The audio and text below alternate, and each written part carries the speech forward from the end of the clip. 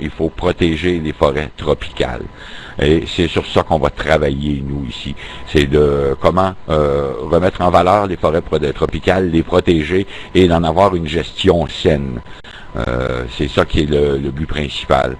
Donc, le résultat de ces conférences mondiales-là, vous avez probablement tous entendu parler plus ou moins d'une banque du carbone, d'une bourse du carbone, de crédit carbone. Ce que c'est dans les faits, ces crédits carbone-là, finalement. Moi, j'étais à l'ignorance jusqu'il y a un peu plus d'un mois. J'avais entendu parler, comme tout le monde presque, qu'il y a quelque chose qui parlait de ça. J'avais dans l'idée que c'était comme de se donner un droit de polluer, en quelque sorte, qu'on allait s'octroyer pour dire qu'on avait une limite permissible et se donner des droits.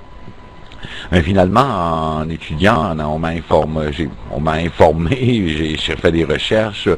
Un crédit carbone, finalement, c'est une portion de forêt tropicale protégée.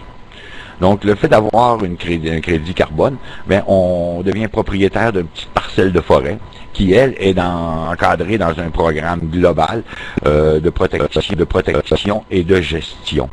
Donc, parce que les forêts tropicales ont été définies par les spécialistes, les chercheurs, comme le poumon de la planète. Une forêt comme ça, surtout les forêts tropicales, là, ils ont beaucoup plus, vu que l'effet chaleur entre en ligne de compte, là, sont beaucoup plus efficaces que les nôtres ici. Là. Moi, je suis du Québec. Ici, on vit le froid, là, il n'y a pas tellement c'est ralenti en hiver.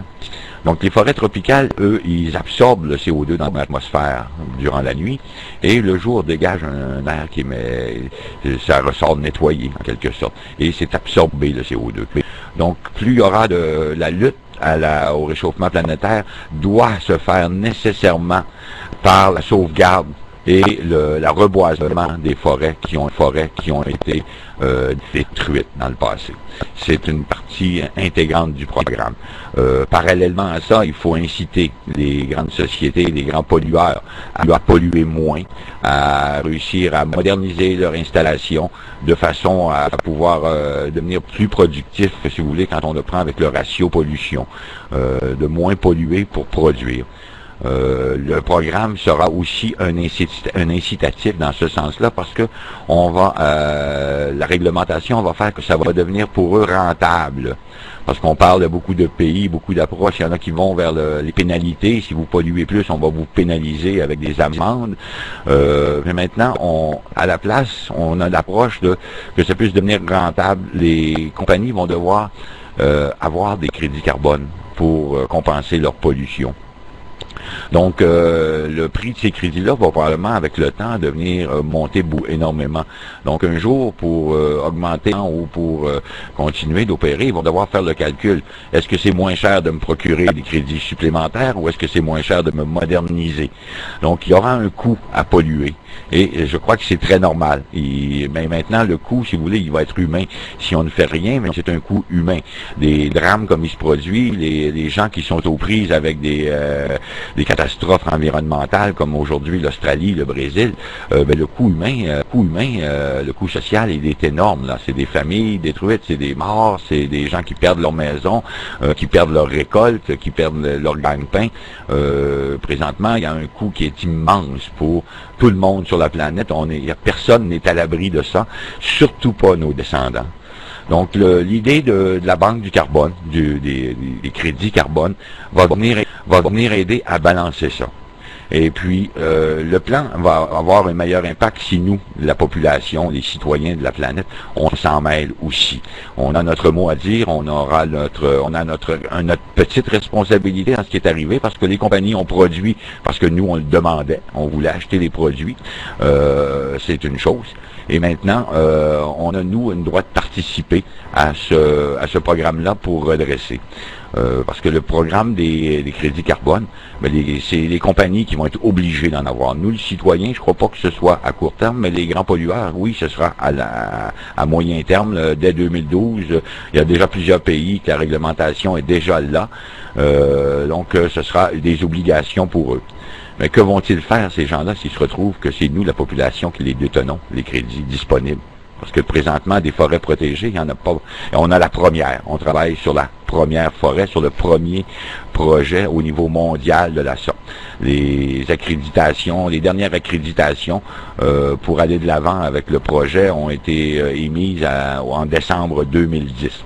Notre projet a défini la méthodologie de calcul de ce qu'elle a être un crédit carbone. Quelle est la valeur d'un espace déterminé de forêt en compensation de CO2 dans l'atmosphère. C'est ce projet-là. Nous, on travaille sur un projet qui s'appelle le projet RIMBA, qui est situé en Nouvelle-Guinée, en Indonésie. Donc, c'est le projet pilote. C'est le premier projet de la sorte. Et la compagnie que je représente, excusez, je viens de réaliser que je me suis pas non plus présenté au début, là.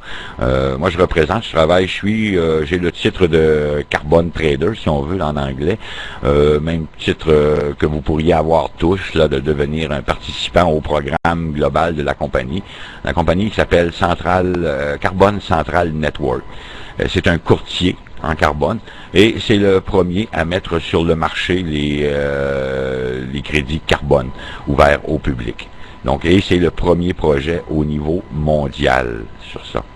Donc, l'idée, c'est de protéger, l'idée d'ensemble est de protéger les forêts tropicales afin de lutter et de reboiser, donc de remettre en valeur.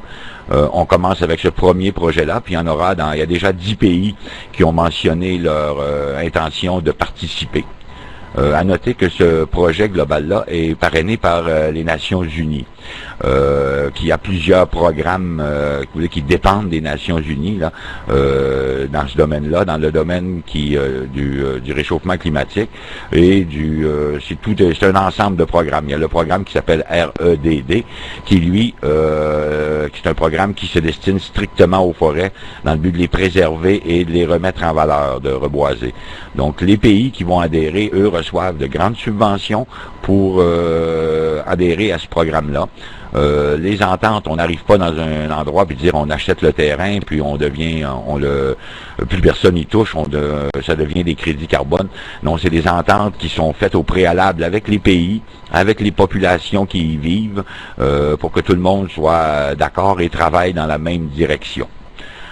Donc seulement, on travaille en quelque sorte pour lutter contre le réchauffement planétaire, de reboiser les forêts détruites, les préserver, mais aussi dans le même cadre, dans un autre projet des Nations Unies, c'est la lutte à la pauvreté à travers le monde.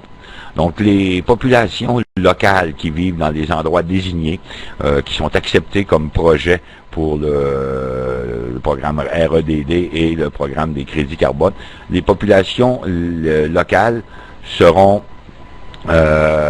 embauchés pour travailler, pour protéger, reboiser, récolter tout ce qui a lieu dans le projet global. Donc, c'est ça, j'ai fait un petit peu le tour de qu'est-ce qui est l'idée des crédits carbone. Pour résumer, un crédit carbone, c'est de posséder. Si vous possédez un crédit carbone, vous possédez une portion de forêt protégée et le résultat sera concret sur l'environnement. C'est une chose à faire. C'est peut-être un petit quelque chose, mais si tout le monde fait un petit quelque chose aujourd'hui, on peut gagner cette bataille-là.